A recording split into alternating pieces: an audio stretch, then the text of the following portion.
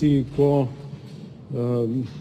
dobiš tudi namesto zahvale za ves trud, da si podprl ministrico, da si se trudil zanjo, dobiš predlog za odstop, ukolikor ne bo potrjena, in kot da si jo sam predlagal, pa vemo, da je bila to kvota druge stranke, pa sem se vseeno potrudil, da smo potrdili ministrico, vendar nas zdaj čakajo veliki projekti, to državo čakajo resni razmisleki, podnebne spremembe, energetika, potem zakon o dolgotrajni oskrbi, nepremičninski zakon, sprememba fiskalnega pri proračunu, pri resoluciji o varnosti, pri ministrici je bil sklenjen nenačelni pakt Levice in Slovenske demokratske stranke in to me je navdalo z dvomom o možnosti prihodnega sodelovanja.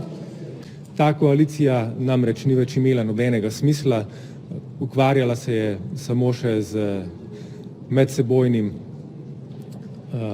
komolčenjem in kadrovskim kupčkanjem. To je prva stvar, ki sem jo želela opozoriti, da pravzaprav smo v SAB razočarani, da kot del koalicije,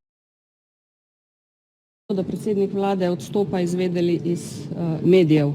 Smo pričakovali to potezo predsednika vlade, najlažje je oditi in pustiti pomembne projekte nedokončane.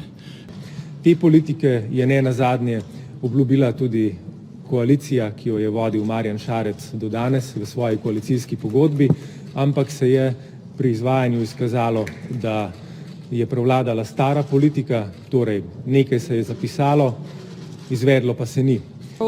Nismo naredili veliko ali skoraj da nič in to je prav področje zdravstva, tako da ne čudi, da je predsednik vlade prav sredi teh bojev, seveda je treba povedati, da gre za boje znotraj LMŠ-ja, oba ministra prihajata iz kvote LMŠ-ja, ponudil svoj odstop.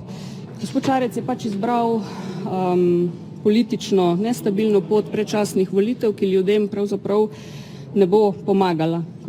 Žal nam je, da je tudi Marjan Šarec danes to spoznal, namreč, da se s tako koalicijo zavez, ki jih je ne nazadnje sam kot premier v koalicijski pogodbi obljubil in se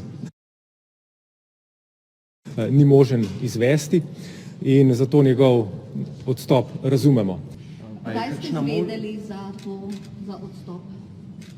Danes.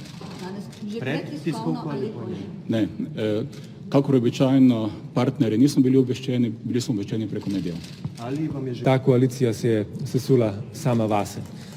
Je pa dejstvo, kot sem že prej povedal, da je najbrž za premierjevim odstopom več od zgolj odstopa ministra za finance, za premierjevim odstopom najbrž tiči grenko spoznanje, da s to koalicijo ni bilo možno izvajati politik, katerim se je kot premier v koalicijskem sporazumu podpisal.